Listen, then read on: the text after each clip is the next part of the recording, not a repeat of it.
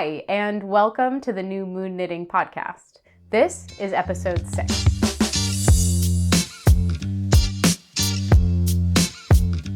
So hi, welcome or welcome back. My name is Hillary and this is New Moon Knitting. You can find me over on Ravelry and Instagram at New Moon Knitting, and today is Sunday, November 10th, 2024. So today on the podcast, I have 2 finished objects. I also will give you an update on 3 whips, including a new cast on that I talked a little bit about in my last podcast. So let's go ahead and get started. All right, so I'll kick things off with what I'm wearing today. So this is a sweater that doesn't have like a formal pattern. I knit this based on the Knitting Sweater pattern generator. So I'll share a link below, but this is a totally free website where you can put in your yarn gauge and your measurements and what you'd like your ease to be, and it will give you like a very basic pattern for a raglan. I also think they have like a set in sleeve, or but I haven't used that before. I've only ever used their raglan sweater pattern generator. It's not, I don't want to say it's not anything special, but like there's not a lot of those sort of like finer details that you get if you purchase a pattern, or even if you find a free pattern that somebody has written and tech edited and things like that. For example, I don't think it has any instructions on how to do any short row shaping or anything like that. So it's real sparse, but it does give you like a real basic raglan if that's something you're interested in looking at. So this is knit in Ella Rae Chunky Merino Superwash. That is 100% superwash merino. And the colors that I used are Rainforest Heather and I think Ivory. I really like this Rainforest Heather. Let me see if I can kind of show. It doesn't show up on camera. Also, I think I should clean this. But it has, from a distance, it has kind of like a dark kind of gray color to it. But up close, there's these like little flecks of green and almost like purple and things like that in the yarn, and it creates just this really beautiful color, and it pairs really well with this nice classic ivory. The only modification I really made to like this very basic raglan, generated raglan, is on this neck. So they just give you, I think it's like they recommend like a 2x2 rib for the neckline. And I tried something totally different. I wanted this to have like a very kind of like casual, almost like athleisure feel to it. So I did a provisional cast on, and then I just knit stockinette. I worked in some like a hole similar to like a buttonhole, a couple stitches apart at the front, and then I joined them back together to create that little tube, and then I did an I-cord to create this little pull cord. Obviously it doesn't do anything because this is already very tight to my neck. It's totally just like a design feature, but it was really fun to make. It was something like a new skill to me. I hadn't done a provisional cast on before, and it was cool to kind of like figure out what the math would be to make sure that, you know, these were far enough apart and that it looked like what I had in my mind, and I am really happy with how it came out. Added these kind of thick stripes farther down on the raglan, so they run through the body and the sleeves. But yeah, it was a really fun project. I made it 2 years ago now, and it was very quick because it's a bulky yarn. I think I knit it on like 11 or 12 size US 11 or 12 needles. And yeah, it's a great sweater for like today's kind of like a cold, gloomy day here. And so it's like a nice cozy thing to throw on when the weather's not great. So again, no official pattern, but this is the Knitting Sweater pattern generator for their raglan. And yeah, that's it. All right, so my first finished object today is the 2x2 by Anne Gagnon. This is a 2x2 all over ribbed worsted weight hat. The pattern recommends a couple different worsted weight yarns. I believe Cascade 220 and Malabrigo are included in the list. I used some yarn that I picked up in Philadelphia. So about a month ago, I went to Loop in Philadelphia.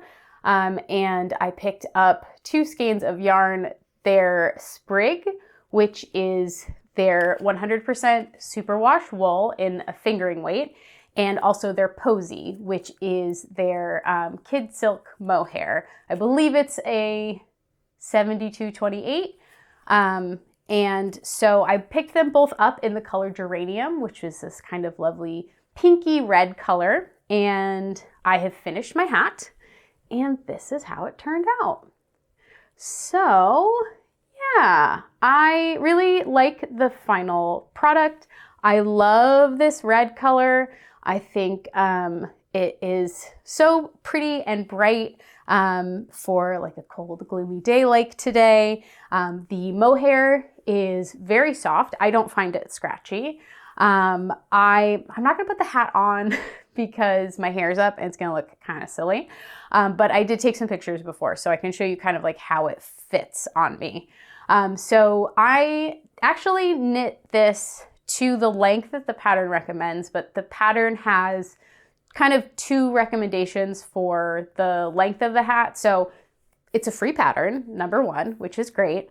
But it only like technically comes in 1 size, so they only have 1 recommended set of stitches to cast on. However, because of the 2x2 ribbing, I think it's a very forgiving hat in terms of the different sizes of heads you could fit. And they do offer like some suggestions on how long to knit it based on who you're knitting it for and the size of the head of the person you're knitting it for. And so I think technically with the size of my head, I should have done the shorter amount. But I didn't, looking at the pictures of the final pattern and of the projects, it fit like a little tighter around the head than I like. I like a hat that's got just a little bit of room up at the top of the crown. And so I knit to the longer length, which I believe is like 9.5 inches. So I knit that full length. And I did end up with exactly the amount of space I like at the top of my hat. And that is, of course, when it is cuffed. So when I wear it like this, it's got this nice thick cuff, and then it comes up to the point at the top of my head. And that sort of point is preserved because I have that little bit of space rather than being fully rounded out by my skull. I knit this on a US 6, which is a 4mm needle. And one of my favorite parts of this pattern, I have knit it before, is the way that the stitch decreases are done around the crown. So you're doing 8 decreases per decrease row, but you're doing them next to each other. So you end up with basically 4 points. And those 4 points are always going to be 2 knit stitches together. So you maintain, let me see if I can get this to focus. Yeah, you maintain this really nice solid line on all 4 decrease points. And then all of the other lines seem to sort of just like flow into that spot, which I think is like a really nice little pattern detail that makes it look very cute when it's on. So yeah, that is, I think, all I wanted to say about this. Again, it's a really great free pattern. There are tons and tons of projects for this on Ravelry. So if you use Ravelry, I would recommend taking a look and seeing kind of all the great things that folks have done with this. It is a little bit of a sparse pattern. So if you don't do a ton of knitting, it does make some assumptions about like knowing a couple of different techniques and things like that. But other than that, I think it's well written, and I would recommend it if you're looking for a nice, easy hat to knit up for maybe the holidays or something like that. So last time, this is the 2x2 by Anne Gagnon. All right, and my next finished object are the Country Socks by Jen Joyce Designs. These are an alternative pattern that comes with your purchase of the Wild Wool Trail Socks pattern, which I showed off in my last episode. So the Wild Wool Trail Socks, they have like a couple of different color work sections and a couple of different ribbing motifs. The Country Socks are much more similar, but they have the same basic structure to them. I used on the round yarn this in their Nimble sock, which is an 85-15 superwash merino nylon. The color I used is called Beauchamp. And these are my finished socks. So they are still a little damp because I did wash them and I just kind of let them dry naturally. I'm not blocking them on sock blockers or anything. I just laid them out flat to kind of clear up any kind of differentiation in the texture of stitches that sometimes happens when you're knitting. Just kind of smooth the whole thing out. So yeah, so these are the final socks. The colorway I think is very pretty. I did not pick these out. My mom picked out this skein of yarn when I was visiting her this summer. And she asked me if I would make her a pair of socks for Christmas. And I do really, really love this color. I've said it before, but I guess I'll say it again. It reminds me of like river rocks. There's some browns and grays and like cool blues. Yeah, it just really reminds me of like being near a stream in the summertime. But yeah, I've talked about them a couple of times now. So, there's not too much to say. I'll mention it again because every time I talk about these socks, I'm like fascinated with this construction. I'd never seen it before this, and I love to talk about it. But the heel construction was new to me. This is called a strong heel. So it's similar to a heel flap in gusset in sort of like the number of stitches you end up with, but rather than separating, working your heel and then picking up stitches to do the rest of the gusset, you work the whole thing in the round and you do some standard kind of like increases in this triangular section here in order to get that space that you need for the gusset part of the sock. And then when you get to the heel turn, you kind of do a longer heel turn in order to get back to the number of stitches you started with. I think this is a really nice alternative to a heel flap and gusset. I tend to do like short row heels a lot, but what's nice about this is it gives you more space in kind of the widest part of your foot.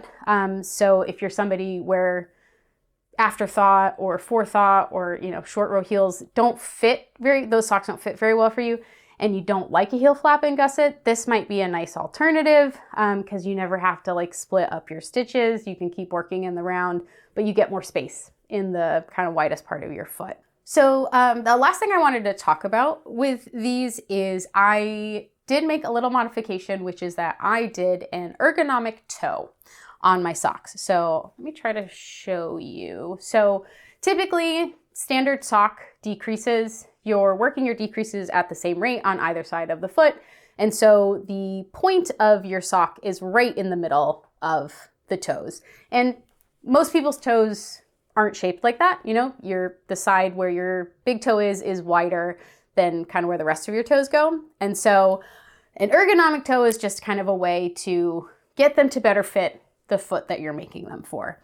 So let me kind of show you what mine look like if I can.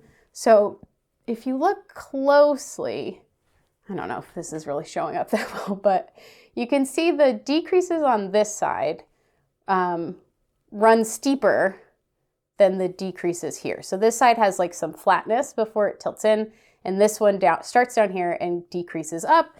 And then this sock is the opposite. So this side runs flat and then decreases, and then this one has decreases all the way along.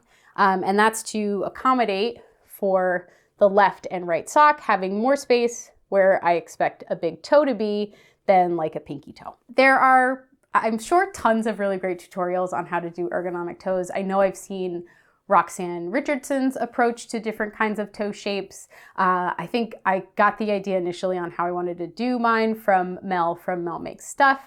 But candidly, like I kind of just, I don't follow anyone's specific tutorial anymore. I just kind of use what I've learned and kind of how I've found them fit pretty well. So basically what I do is I mean, it depends a lot on the sock, but like for these socks, I do my decreases just on the outside of the foot for the first here's about 3/4 of an inch. It ends up being about half of the full length that I want my toes to be.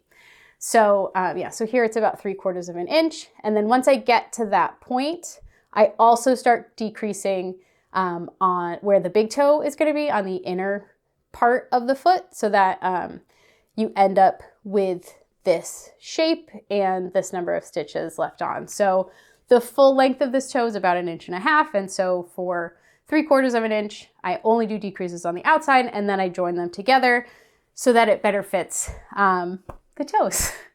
If you have any other recommendations for folks who do really good tutorials on ergonomic toes, or if you have like other ways that you do it that work well for you, please let me know. Share in the comments down below. Love to hear other people, the way other people do this kind of stuff, and learn new techniques and stuff like that. So I knit these on a US 1. The pattern actually calls for a US 2. So US 2 is 2.75 millimeters and a US 1 is 2.25. The reason I did them on a smaller needle is I like socks with a tight gauge, and I thought a 2 might be too loose of a gauge. I think it can make the fabric like a little more susceptible to damage from wear and things like that, where if you make it tighter, it holds up to wear a little bit better. And so I went down to a US 1, and then because I went down in the needle size, I went up in the pattern size. These are the large size. And I knit one when my mom was coming to visit just to confirm it was going to fit her, and they fit her great. So I'm really happy to have these done. I'm very excited to give them to her for Christmas this year. So, and I think I would knit these socks again, maybe for myself. I think this is a pattern my husband would really like, because I think they show off like variegated yarns really well, but they have like just a little bit of interest to them. And my husband really loves like variegated yarns. So yeah, one more time, these are the Country Socks by Jen Joyce Designs, and they are an alternate pattern that comes with the Wild Wool Trail Socks. All right, so moving on to whips. I have updates on 3 of my whips this week, and the first one is the Lunefeld by Lunefeld. This is a top-down raglan sweater with a funnel neck and all over 3x1 ribbing, but sort of reverse 3x1 ribbing. And by that, I mean like a lot of times when you think of 3x1, you think 3 knits, 1 purl. It's the opposite, 3 purls, 1 knit. The pattern recommends BC Garn Samilla Melange, which is a 100% DK weight wool, and Kremke Soul Wool Silky Kid, which is a 72% mohair, 28% kid silk lace. I am just using a single strand of worsted weight yarn, and that yarn is Cascade 220, and the color is 8555, which I believe is just called black. If we look at it here, yeah, it's just a real standard black color. The pattern is knit on a US 9, which is a 5.5 millimeter with a US 8 or a 5 millimeter for the ribbing at the bottom and at the cuffs. And I am knitting the second size. And this is, hang on, there we go. All right, so this is where my sweater is today. So last time I showed this, I was right here where this little cactus is down here. So I had done most of the body, and I finished out the body, and I did my ribbing. I used an Italian sewn bind off for the ribbing at the bottom to give it a nice clean edge. And then I have cast on my first sleeve. As always, as I bring this closer, apologies for the dog hair. The struggle of knitting a pure black garment and having a very light colored dog. So yeah, if you look at this, I really love, still really loving this stitch pattern. I think that 3x1 ribbing creates these really strong lines of knit stitches, and they're really complemented by this very wide 7-stitch raglan pattern. I think the funnel neck is very elegant, and I think it will look really nice. So I think I might make a modification to the sleeves. So in the pattern, it's not really a balloon sleeve, but at the end, you do rapid decreases for the cuff, and you have a very tight cuff. I think I'm going to do a wider cuff. It's just a design choice that I've been really drawn to lately. I just finished the Champagne cardigan by Petite Knit, and that has like big wide cuffs, and with the weather the way it is, with the time of year the way that it is, it just feels like very cozy, I think, to have those wider cuffs. You can kind of slip a mitten underneath it and have it still hang long. You can kind of pull them up, you know, when you pull up your sleeves like this, to keep your hands warm. And so because it's like November, it's getting colder, I'm just kind of in a mood for that. So yeah, I think I will end up with a finished object that has a little bit of a different vibe than the original, but I still think it will have that very classic look to it, even if it has those wider sleeves and cuffs. So yeah, that's it for this week. One more time, this is the Lunefeld by Lone Kjeldsen. All right, so my next whip are the Norwegian Mittens for Mimi by Anna Mozzarella.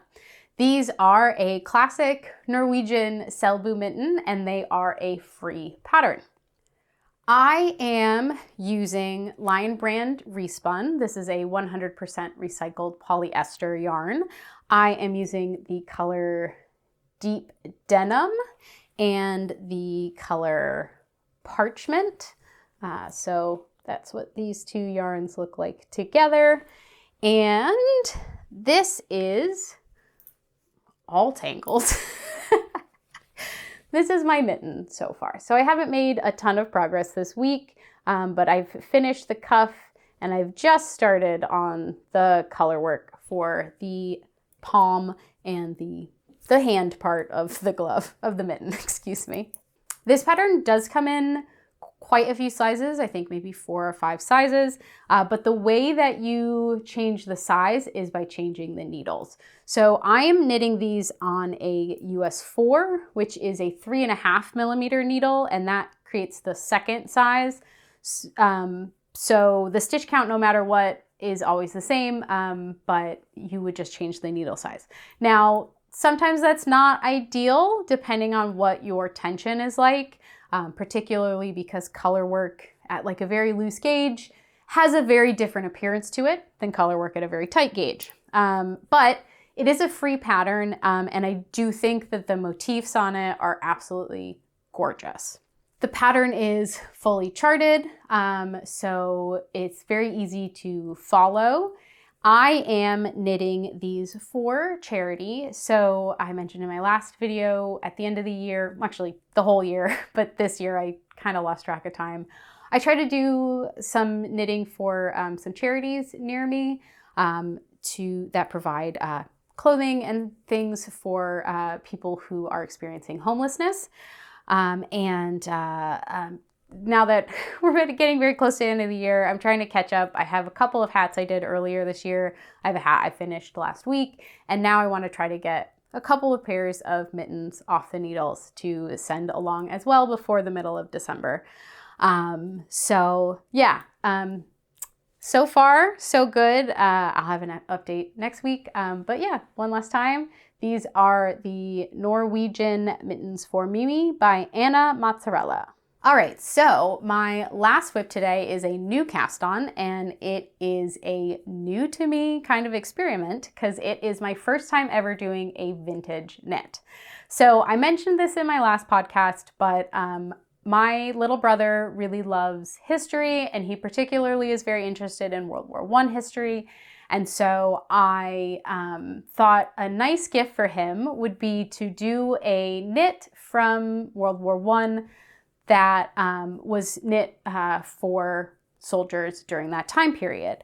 And so I found a copy of Fleischer's Knitting Manual, their 16th edition, which was published in 1918. And this brochure or this knitting manual has a whole section dedicated to service wear.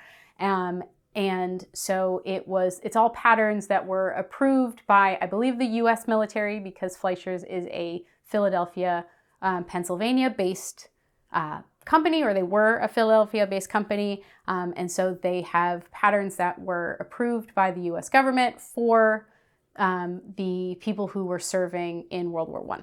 Last week, I was trying to decide what I was going to use for yarn because the pattern calls for 2 different colors of Fleischer's yarn, khaki or gray.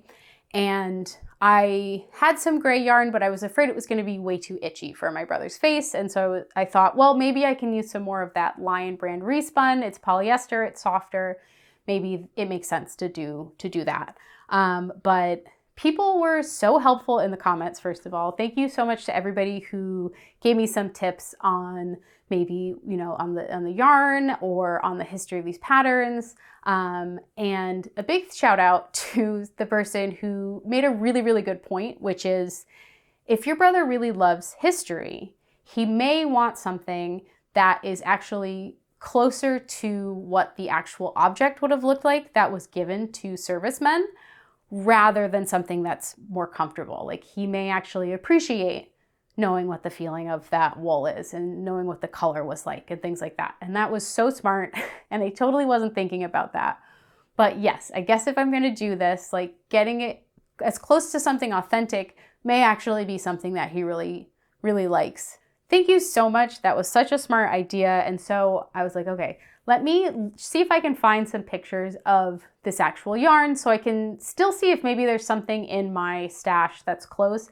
I would still like to honor, if I can, this project I've set for myself to focus on using my stash before buying new yarn. And so if there's something in there that I think is like pretty close, I maybe can use that instead of trying to like perfectly match what I see online. So I found some pictures of the yarn, and one thing that surprised me, because I don't know, I wasn't thinking, was when I read the color khaki, I was thinking like khaki shorts. Like, I don't know if that's an American thing, but like that there's like a beigey kind of color. And I was like, well, I definitely don't have anything in that khaki. But then I found this picture of the actual yarn that was made by Fleischer's in khaki, and it's khaki green. And I did have a yarn that was pretty close to this khaki green color. And that is Amano Yarns Skinny Yana. This is a single ply 100% Peruvian Highland wool. And this is the color. So it's coming out a little bit brighter on camera than it is in person. But honestly, I felt like it was pretty close to the khaki green color that Fleischer's had made, at least based on the pictures I found online. And so I decided to go forward with using this color instead of a gray, because I thought this was more fun. The pattern does call for worsted weight yarn, and this is a fingering, so I'm holding it double. And the pattern is the helmet. So this is I think they're called like a balaclava. So it's a piece that goes over your face with a hole for your eyes and your mouth. And then attached to the front and the back are 2 shorter scarf pieces, so you can wrap it around your neck for some additional warmth. I thought this was such a cool pattern, and I was really excited to get started on it. And so this is, I don't have very much, but this is what I have so far. So you start with a garter stitch, this garter stitch scarf pieces. So this is the first piece. It will end up being about 10 inches long, and I believe that's the piece that goes in the front. And then you'll knit a second one that's 6 inches long for the back. Then you join those and you do ribbing, like kind of like you would for a very long hat, except for you cast off stitches for below kind of where the chin is, knit back and forth, and then cast them back on, and then go back to knitting in the round. So far, this has been very nice to work with. I actually do think for a wool, this is actually like a pretty soft wool. And I think, you know, maybe if he wears it for hours and he's, you know, playing sports or something, it would not be that cozy, but I could see like throwing it on.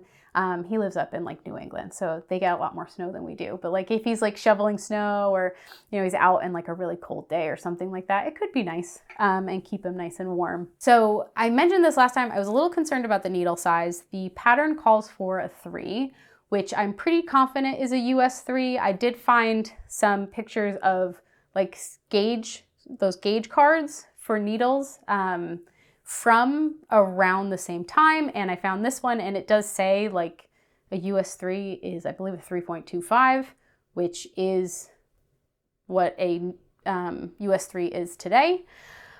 I was still concerned because with the number of stitches you end up with, I thought it was going to be way too tight, but at the very last line of the pattern says is like, it will fit snugly.